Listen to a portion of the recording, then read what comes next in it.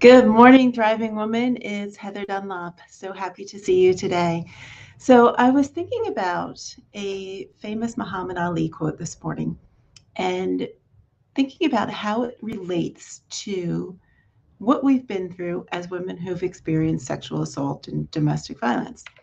I've shared my story that when I was 8 to 12, I was sexually molested years, repeatedly, time after time, for 4 years of my life as a young child. And when that finally ended, my brain took over to protect me. It buried things very deep. And I lashed out and I was very angry for many, many years, my teen years into my early 20s, until everything just came to the surface and all of the memories and everything came up. And it was confirmed by people who were around me at the time when I was a young child. And going through that, I was like, you know, everything that I heard was you have to survive. You're a survivor. You're a survivor. You're a survivor. And that label just didn't sit with me. I was not willing to be identified as a survivor because, from my perspective, I was identified by what he did to me. And that was not acceptable to me. It wasn't enough.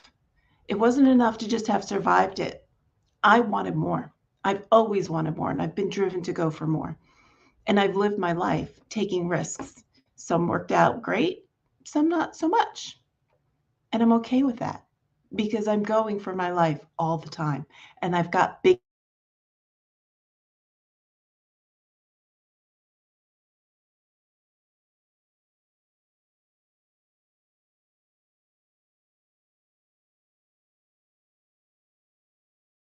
a minute of training, but I said, don't quit, suffer now, and live the rest of your life as a champion.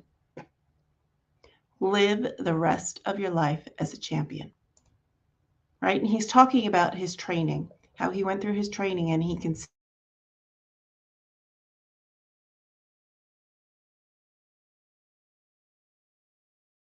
to where he wasn't sure his body could go, and continuing to do that so that when he stepped into the ring, he stepped out of that ring as a champion. So why do I bring this up? Because it got me thinking, the rest of your life as a champion.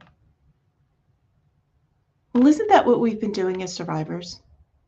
As being labeled a survivor, as having come through the sexual assault and come out on the other side, come through that domestic violence and come out on the other side to where you've been surviving and you know it's still not enough. You've put in the suffering. You've done the suffering.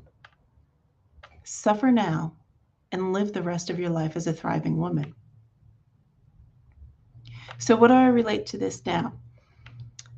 One of the things that I did to go from being a survivor to thriving so that I no longer felt shackled by that shame, that I no longer felt that I had to keep that secret, that I no longer felt guilty for wanting more,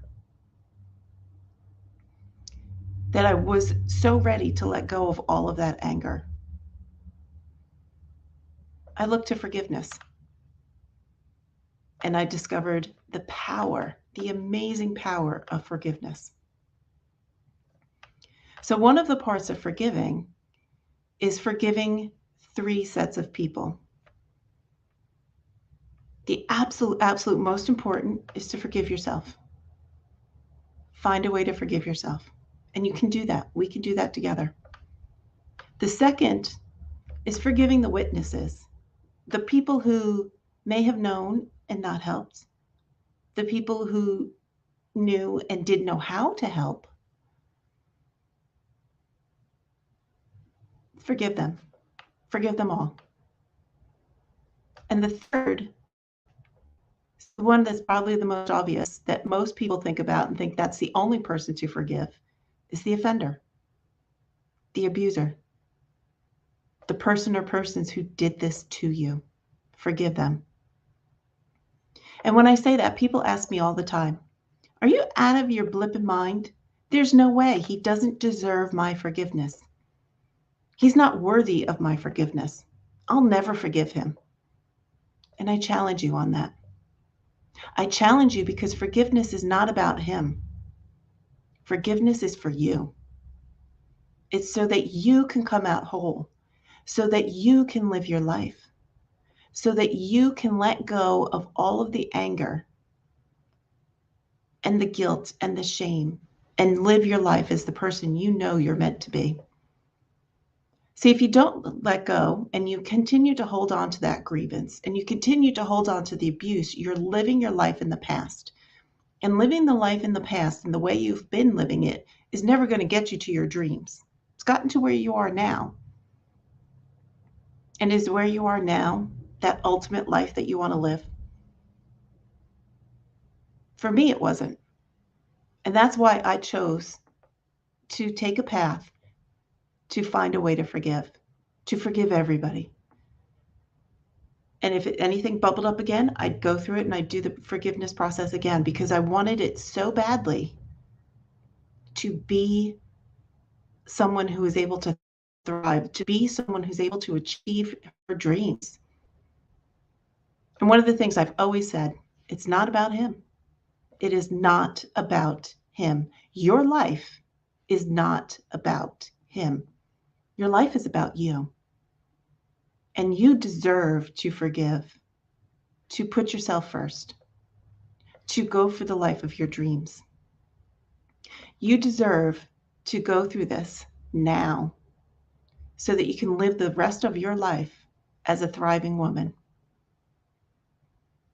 So Muhammad Ali said, suffer now and live your life as a champion. In our world, I know in my world, the suffering was the pain that it brought up to go through the forgiveness. And I was willing to do that because I knew that on the other side, I would be free from it. So I ask you, do you want to go through the forgiveness? Do you want to suffer those memories right now with those old feelings so that you can live the rest of your life as a thriving woman, free from shame, free from secrets, free from that anger and free from the guilt? I want you to take a second and I want you to think about your life and what becomes possible when you no longer carry around that secret, when you no longer feel shame. What becomes possible when you let go of the guilt and the anger? What becomes possible in your life when you decide to forgive? This is Heather Dunlop, Thriving Woman. And if you want to take this a level deeper, I'm going to put my link in the first comment below. Book a 15-minute call with me, and let's take this a level deeper. And let's take you from living in that secret and holding back forgiveness to being someone who is willing to forgive. All right, so book a 15-minute below, and let's take this a level deeper together. Always, always remember, you have strength within you.